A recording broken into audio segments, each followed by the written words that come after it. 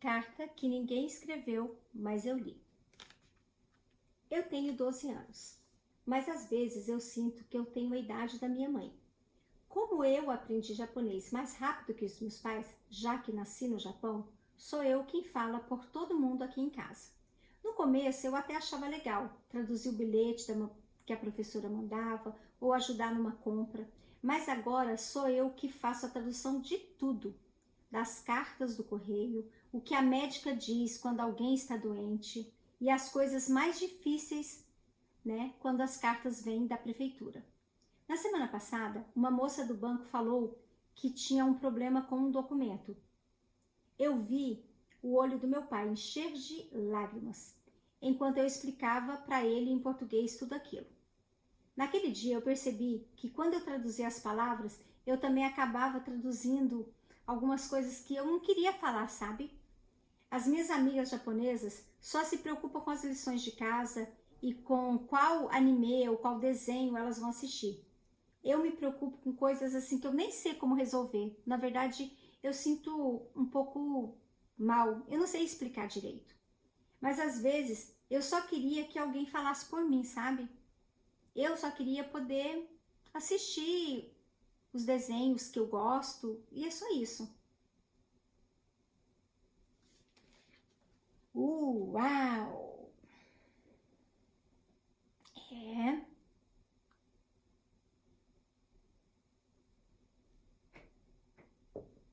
Eu sou a filha mais velha de 3 irmãos. Ser a filha mais velha ou filho mais velho tem um peso absurdo. Existem pais que conseguem fazer de forma muito tranquila isso, né? Organizar de uma forma que eles sejam pais e as crianças sejam crianças, mas nem sempre essa realidade familiar é o que acontece. E eu vejo muito isso acontecendo aqui no Japão. O peso que se coloca em crianças que nasceram aqui e sabem falar a língua. Meu filho nasceu no Japão. Meu filho fala fluentemente japonês e fala fluentemente português. E eu sempre tomei esse cuidado para que, por mais que ele estivesse galgando lugares na língua japonesa que eu não conseguirei e que eu não consegui galgar, eu sempre me coloquei na posição de protegê-lo.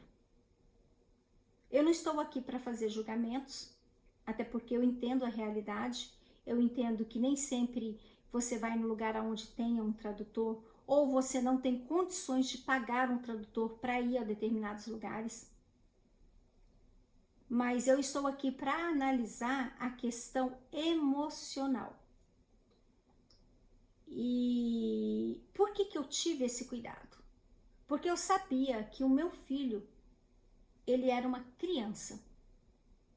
E cada fase da vida, como a logoterapia mesmo diz, e como os grandes estudiosos da neurociência e da mente diz, cada fase é uma fase. Cada local de amadurecimento é um local de amadurecimento na mente do ser. E o que essa criança, ela tá passando, que ela tá sentindo, é uma coisa muito mais profunda e visceral. Ela não tá traduzindo simplesmente de uma língua para outra. Ela tá traduzindo peso familiar. Ela tá traduzindo angústias de dores. Como foi pontuado na carta, que ela teve que traduzir uma coisa no correio e quando ela traduziu aquilo, o pai começou meio que quase a chorar e imagina o peso dessa criança que não tem maturidade para absorver as coisas tão pesadas do dia a dia, da vida do dia a dia. Eu vejo isso acontecendo o tempo todo.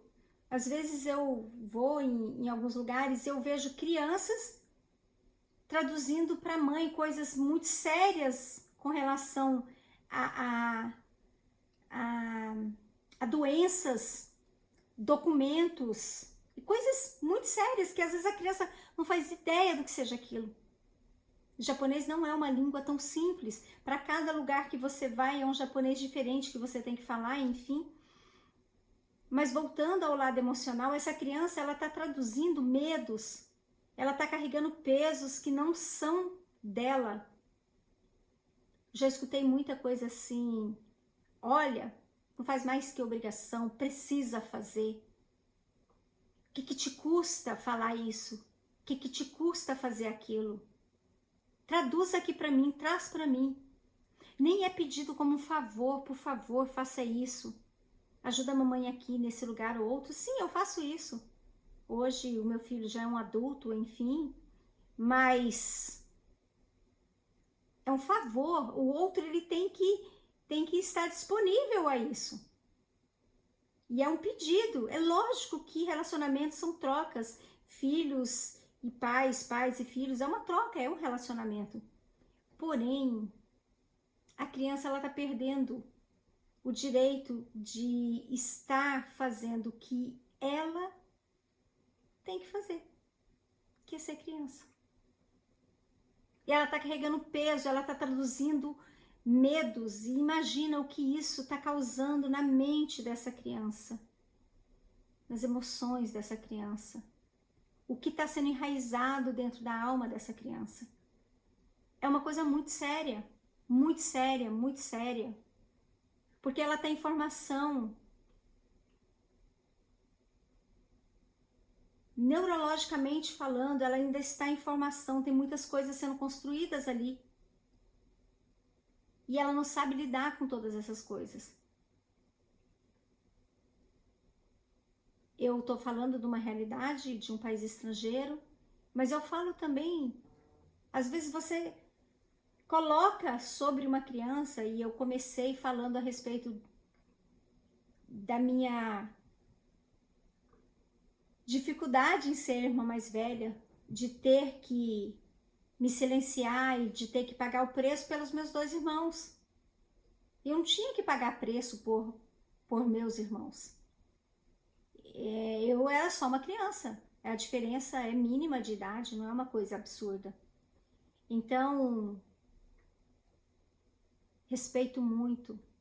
Eu tenho muita admiração hoje em dia quando uma pessoa vem, e hoje com as redes sociais todas abertas, expostas, as pessoas elas falam, e eu tenho muito respeito por uma pessoa que diz assim, de forma bem clara, em alto tom, eu não quero ter filhos. Nossa, mas você não vai perpetuar sua espécie? Mas existem pessoas perpetuando a espécie de uma forma em que a espécie ela chega lá na frente com muito menos para dar para a sociedade, e ela tem quase que arrancar a sua saúde mental da sociedade. Por isso que hoje em dia está como está. Porque é um cego guiando outro cego e todo mundo caindo dentro do precipício junto. É uma loucura isso. E eu respeito mesmo quando uma pessoa diz assim, não quero ser mãe, não tenho vontade de ser pai, não quero, não quero. Por quê? Porque não é isso, não tenho essa questão visceral. E eu não sei se eu te conto ou se você descobre, mas eu acho que eu vou te contar. Filho não é um pequeno você. Filho é outra pessoa. Com decisões que vai amadurecendo e chega uma hora que as decisões são dele. E você quando tem um filho, você pensa que aquele filho é seu e aquele filho não é seu. Tem uma frase que se diz que o filho, você tem que criar o filho para o mundo, você tem que criar o filho para que ele possa... Mas você não deixa, porque senão, às vezes a gente não obedece às fases que estão acontecendo. Eu não estou dizendo para largar, também não estou dizendo para aprender, eu estou dizendo que você precisa de um mínimo de sobriedade, de entendimento sobre vida, sobre alma, sobre pessoas, para que você possa, de maneira saudável, educar um outro ser. Que não é um pequeno você, é um outro ser. Olha só essa criança, olha só essa garota. Que loucura! Aí a gente chega lá com 40 anos, 50 anos, fazendo coisa que a gente deveria ter feito quando a gente tinha 15. Porque quando a gente tinha 15, a gente estava fazendo coisa que a gente deveria fazer com 40. Joguei aí no universo, vamos pensar sobre isso. Eu atendo adolescentes, né? Eu tenho alguns pacientes que são adolescentes, né? Que são jovens, né? Em idades, né, entre 16, 17 até 20 e poucos anos. E eu vou te dizer, é uma loucura, é uma loucura, é uma loucura. É uma cobrança, é um peso que os pais depositam na criança, uma expectativa que se lança. E daí, se você acha que o seu filho ele tem que ser o funcionário da ONU ou da NASA, enfim, mas o que ele quer? Porque você sabe que ele quer também alguma coisa, né? A sua filha, ela quer também, ela quer alguma coisa. E eu acredito que essa construção de quando nasce um ser, nasce também um outro ser diferente que tem que ajudar esse ser a virar ou a se descobrir como alguém pensante e alguém que faça bem à sociedade e que primeiramente faça bem a si mesmo, é uma responsabilidade muito grande. Às vezes eu vejo famílias que vamos povoar o mundo. A escada. E eu falo, que interessante, como vai ser isso? Parece que a gente está querendo se salvar no filho, sabe? A gente tem uma ideia tão diferente, tão ilógica de querer se salvar no filho, me realizar no filho, tudo que eu não tive vou dar para ele, tudo que eu não fui ele vai ser, tudo que ele não andou, tudo que eu não andei ele vai andar, tudo que eu não viajei ele vai viajar. Meu Deus, que peso, que peso, que peso. O que ele quer? Ele só quer brincar, a mocinha da carta, ela só quer o quê? Ela só quer discutir sobre mangá, sobre desenho animado, com as suas amigas da escola. Ela não quer saber se o imposto foi pago ou não. Ela não sabe nem o que é isso. Ela não sabe o que é uma endometriose. Ela não sabe o que é uma dor crônica por movimento repetitivo no ombro. Ela não faz a mínima ideia o que seja isso. Ela quer saber se o cabelo dela tá bonito, se a franja dela tá bem posicionada. As japonesas têm loucura por franjas, então elas penteiam a franja em tudo quanto é lugar. Dentro do restaurante, elas penteiam a franja. E a sua filha, ela quer saber disso. E o seu filho, ele quer ir pro karaokê com os amigos dele. Ele não quer saber se o imposto foi pago ou não. Ele não quer saber se o visto chegou ou não chegou. Sim, existe sim responsabilidade que ela vai sendo dada aos poucos, na medida em que a vida vai acontecendo. E você vai fazendo esse percurso. Eu me emociono com isso porque Eu tenho um jovenzinho aqui em casa e não é fácil, eu sei que não é fácil educar, mas você precisa ter um mínimo de coerência, de entender que não é você pequeno, é um outro ser que tem as suas próprias necessidades, que tem que ser ouvido nas suas próprias necessidades e tem seus quereres. Eu não estou dizendo abra mão e deixe decidir, não. Também não estou dizendo prenda que o mundo é uau. Mas na medida que a coisa vai acontecendo, você vai se organizando e você vai deixando com que essa pessoa vá tomando o processo de amadurecimento até que uma pessoa que tenha 20 anos de idade começa a pagar a sua aposentadoria. Que aqui no Japão, a partir dos 20 anos, você começa a pagar a sua aposentadoria, você trabalhando ou não, porque é assim que funciona. Aí quando você trabalha, e aí você sabe que...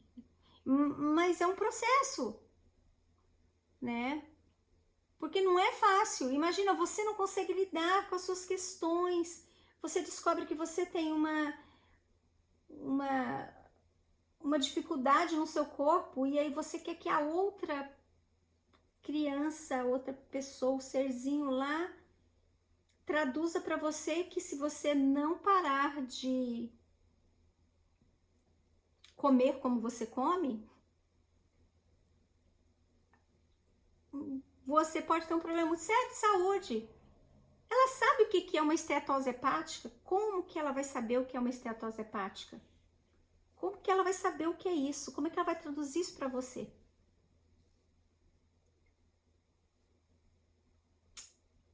Como é que você faz, então? Cris, você me trouxe um monte de coisa. Agora eu já tô com a minha vida cheia de questões. Não sei falar japonês, não sei lidar muito com isso. Gente, eu poderia viajar em tantos lugares. Eu poderia, por exemplo, falar de mães e pais que brigam e pegam uma filha para desabafar sobre o pai. Ou ao contrário. Inclusive isso tem nome. Isso chama alienação paternal, sabia? Isso é sério? Eu poderia falar de tantas coisas, mas a gente vai parar aqui só no âmbito da tradução mesmo, para que esse vídeo não se estenda tanto. Tá, Cris, agora eu tô nessa situação, eu já coloquei algumas responsabilidades muito sérias para que minha filha ou meu filho faça isso. Volta, para tudo, volta. E pensa que às vezes é mais fácil voltar atrás e simplesmente ir para um lugar tão lindo, tão maravilhoso, chamado humildade. Você tem que se conhecer, você precisa de terapia, você não pode lançar os seus medos em cima de uma pessoazinha que você deveria tratar e cuidar. Faça terapia. Não tem outro jeito de falar isso para você. Comigo ou com alguém. Porque daí você vai entender quais são as suas responsabilidades. E aí você vai conseguir ser um melhor pai, uma melhor mãe.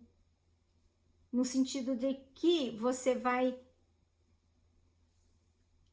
obedecer o ciclo natural da vida e você não vai repetir as dores que você tem naquele ser.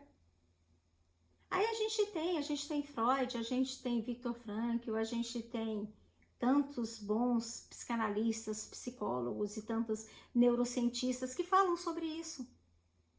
Observa, para, respira e entenda que ser pai, ser mãe é uma questão de responsabilidade muito mais do que colocar responsabilidade nesse serzinho. É você ser responsável pelas suas decisões, pelas coisas que você tem na sua vida. Eu acho que esse vídeo ficou muito longo, ficou um pouco pesado, mas porém eu achei que era importante falarmos sobre isso. Te espero na próxima carta. se esse conteúdo fez sentido para você, se você conhece uma mãe ou um pai que está aí sobrecarregando os seus filhos de alguma forma, dá um jeitinho de encaminhar esse vídeo. Me siga nas redes sociais para conteúdos assim tão profundos e que falam tão diretamente ao nosso dia a dia, mas também fala tão profundamente a nossa alma, a nossa existência. E até a próxima carta. Um beijo e tchau, tchau.